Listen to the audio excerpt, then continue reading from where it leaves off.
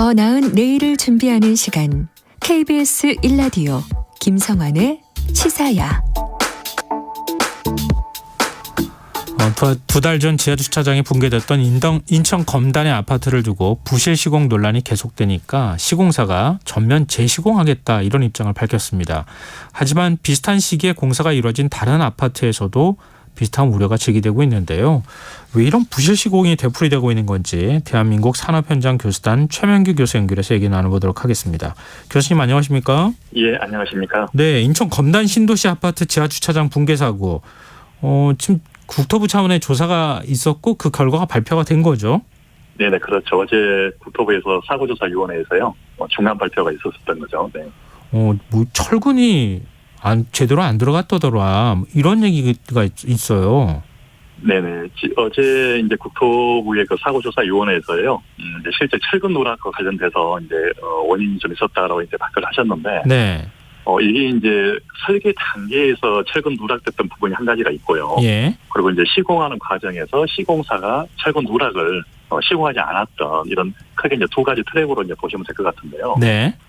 설계 단계에서는 통상적으로 이제 그 설계를 할 때 구조 해석이라는 걸 하게 됩니다. 프로그램을 이용해서 네. 구조적으로 문제가 있는지 없는지 구조 해석을 하게 되는데 이 구조 해석하는 단계에서는 전담 보강근이 이제 고려가 되는 걸로 그렇게 해석을 했었지만 이걸 이제 설계 도면을 이제 그리는 과정에서 이 도면에서는 그게 이제 누락이 됐다는 거예요. 그래서 설계 단계에서부터 도면상에서 철근이 이제 누락이 돼서 일부 부분이 좀 있었던 거고요. 네.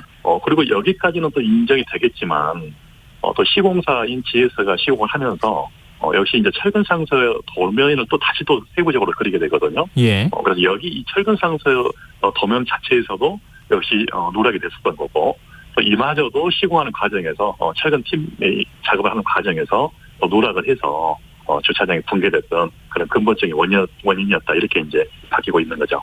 그러니까 총체적인 부실이었다 이렇게 봐도 되는 겁니까? 결국은 설계부터 시작을 해서 시공까지 그리고 이것을 관리 감독할 이제 감리까지 총체적인 부실이었다 이렇게 이제 한마디로 정의할 수가 있겠습니다. 참 이해가 안 되는 게요. 그동안은 사실 설계상의 문제는 별로 지적을 안 했던 것 같은데 왜냐하면 보통 이제 설계를 하고 나면 시공하는 과정에서 뭐 부실하게 시공한다거나 아니면 뭐 원가를 절감하기 위해서 철근을 덜 넣는다거나 이런 일들이 있었잖아요. 네네, 그렇죠. 네. 근데 설계하는 단계에서부터 좀 문제가 있었다고 하면 그러면 보통은 이게 지금 발주처가 어디입니까? 발주처가 이제 LH죠. 네. LH가 그 설계도면 확인하지 않았나요? 기본적으로 LH가 설계 도면을 확인하는 게 이제 당연한 그 업무인 것이고요. 예. 대부분 이제 그 관리적으로 통상적으로 이제 설계는 설계사가 하게 되거든요. 건축사 사무소에서. 예. 그러면 건축사 사무소에서 설계를 하게 되고 이 철근에 대해서는 이제 구조기술사, 건축 구조기술사들이 이제 확인을 해서 도장까지 찍고 있는 이런 형태네요. 그러다 보니까 아마 LH 입장에서도 이게 크게 문제가 없겠지. 구조기술사가 수행을 했었던 거고. 네. 그다음에 설계 현재 단계에서 건축사 사무소에서 올바르게 아마 설계를 했지 않겠느냐 이렇게 이제 관행적으로 아마 좀 믿고 아마 가셨던 부분이 좀 있었을 것 같고요. 예. 그리고 이런 어떤 구조 설계라든지 구조 어떤 관련된 이런 철근 배경 이런 부분들은 약간의 이제 또 수학적인 또는 과학적인 그런 지식들이 좀 필요합니다. 네. 그런데 아마 이걸 이제 하셨던 현재 그 담당자들이 이런 역량이라든지 능력이 좀 부족해서 그런 어떤 것을 걸러내지 못했던 아마 이런 부분도 있었을 것 같고요. 네. 그리고 너무 이제 관행에 젖어서 아마 실질적으로 설계 단계에서부터 이런 문제를 발견하지 못했던 아마 그런 상황인 것 같습니다. 광주 화정 아이파크 붕괴 사고 때도 뭐 많은 분들이 다 보셨지만 감리 제대로 하면 사고 또 막을 수 있잖아요. 네네, 감리도 그렇죠. 제대로 안 한 겁니까? 결국은 감리 자체가 제대로 업무를 하지 않았다고 일단은 판단이 되는 거고요. 예. 왜냐하면 철근 누락됐던 거 이건 기본적으로 감리가 철근에 대해서 적절하게 들어가 있는지 예. 이걸 이제 검측을 하게 돼 있거든요. 예. 그런데 이제 감리들이 이 어떤 지하주차장이다 또는 아파트다 그러면 모든 곳에 대해서 원래는 검측하는 게 이제 기본적인 역할인데 예. 현실상에서는 어떤 특정 부위들, 어떤 샘플링에서 했던 이런 부위들에 대해서만 이제 검측을 하게 되는 거고요. 나머지 구간에 대해서는 그냥 넘어가는 경우가 좀 있거든요. 네. 사람이다 보니까 다 할 수가 없잖아요, 이게요. 그래서 이제 이런 것들을 악용을 해서 아마 철근을 누락했을 가능성도 있고요. 그런 부분에 대해서는. 네. 거기에 대해서는 좀 수사를 해서 이게 고의에 의해서 철근을 누락을 시켰는지 그렇지 않으면 실수로 갖다가 누락을 했는지 또는 작업자들 필성 때문에 누락을 했는지 여기에 대해서는 좀 수사를 통해서 좀 밝혀져야 될 사안이죠. 네. 시공사가 GS건설이잖아요. 네네네. 근데 시공에도 문제가 있다는 거잖아요. 네, 그렇죠. 네. 혹시 여기도 또 하청에 재하청 뭐 이렇게 한 거 아닌가요? 기본적으로 이번 그 사고 조사 그 보고서 사항에서는 예. 재하도금 확인을 못했다 이렇게 이제 표현은 돼 있어요. 예. 근데 그게 이제 서류상에서는 재하도금이 없는 걸로 보인다 이렇게 이제 표현을 하셨는데 네. 실제 대한민국에 있는 건설 현장이 서류상에서는 전부 다 완벽합니다. 재하도금 자체에 대해서는. 그렇지만 실질적으로는 이게 이제 재하도금 계속 내려가는 거거든요. 네네. 제가 최근에 그 경기도 어떤 모 지역에서 아파트 공사하는 현장에서 이제 받았던 그 내용을 잠깐 말씀을 좀 드리면은요. 네. 이제 원청인 종합건설업체가 있고요. 그리고 이제 철근 콘크리트 공사를 하는 하청업체가 있어요. 그럼 여기까지 하도가 주는 정상이거든요. 건설하는 기본법에 따라서. 그런데 이 전문업체인 철근 콘크리트 업체가 철근을 이제 별도로 하도를 주는 데예요. 그리고 둘 간의 관계는 어떤 서류를 남기게 되면 이게 이제 문제가 생길 수가 있으니까. 그렇죠. 불법이니까요. 불법이니까요. 그래서 둘이 이변 계약을 한다든지 예. 그렇지 않으면 구도 계약을 합니다. 이것을. 그래서 이 전문업체가 철근 팀장에게 이제 불법으로 하도급을 하는 거고요. 여기까지도 인정을 하면 되는데 예. 문제는 이 철근 팀장이 다시 또 중국 이제 사람들 구성되어 있는 중국 팀장이 또 있어요. 철근 팀장이. 그러면 중국 팀장에게 이것도 넘깁니다. 다시 한번. 그러면 중국 팀장이 이걸 다시 또 동남아 팀장한테 또 넘겨요. 그러다 보니까 지금 뭐 4단계, 5단계까지 내려가고 있는 게 지금 이 수도권에서 이루어지고 있는 이 철근의 현재 그 재하도급 뭐 이런 개념에 대해서 현재 이제 이야기를 제보를 제가 받았었는데요. 네.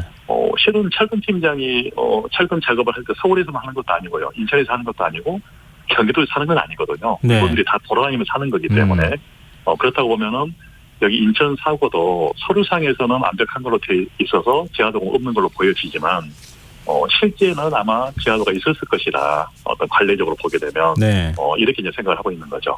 저는 또 그런 생각도 있었어요. 그러니까 건설 대기업이잖아요. 근데 철근 좀 뺀다고 해서 그게 원가가 얼마나 절감될까 그렇게 생각했는데 이게 재하도급까지 내려가게 되면은 철근을 공사하는 사람 입장에서는 굉장히 큰 돈이 될 수도 있겠구나.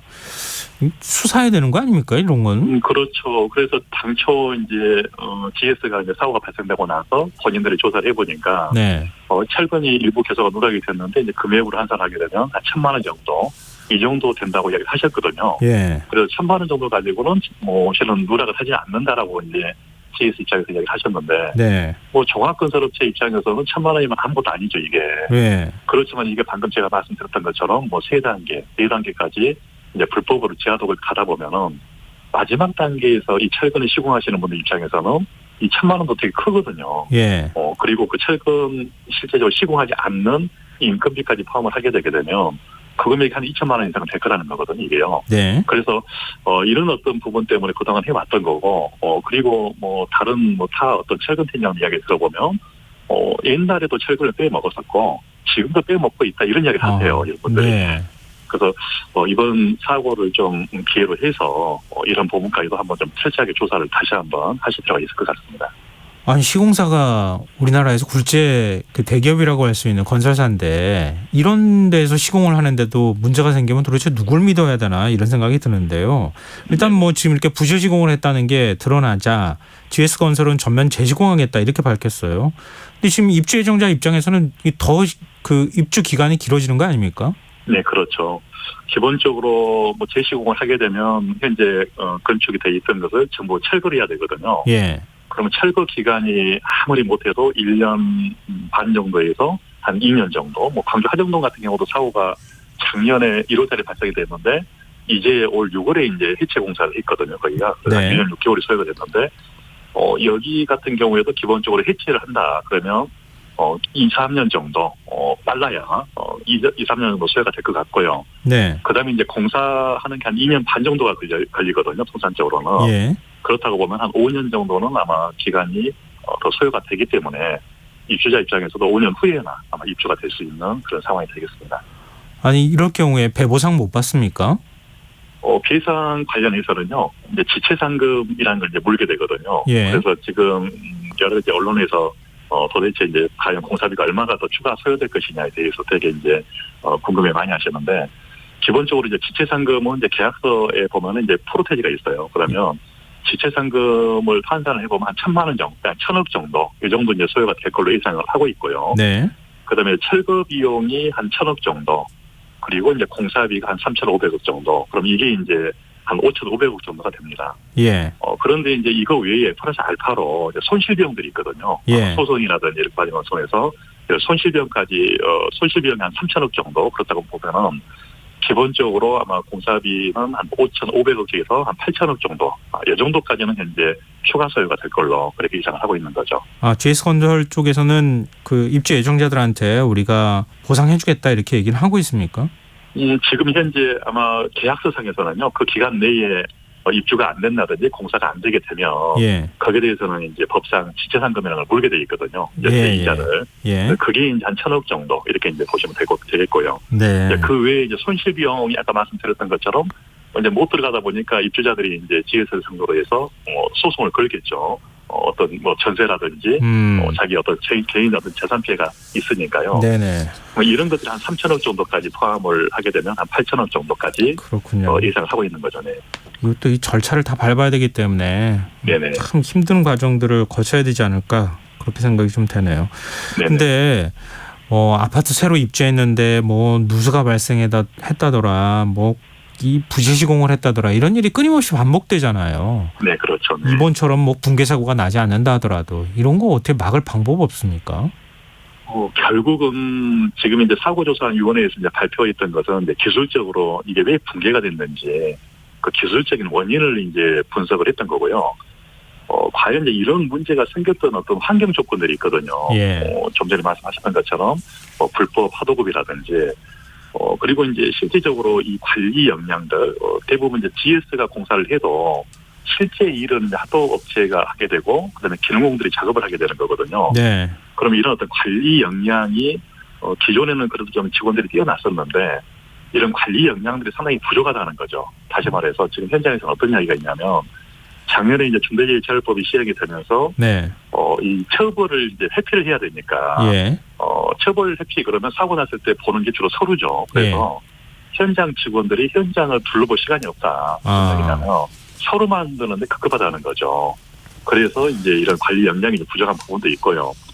그다음에 이제 사고만 나면은 뭐 정부가 여러 가지 제도를 만들거든요. 예. 어떤 법도 개정도 하고 제도를 만들게 되는데 그러다 보면 이제 법상 그 필요한 인력들이 이제 규정이 됩니다. 예. 예를 들어서 현장의 뭐 안전관리자 또는 실질적으로 뭐 품질관리자 이렇게 이제 법상 이런 사람들 둬야 된다 이렇게 규정이 돼요. 예.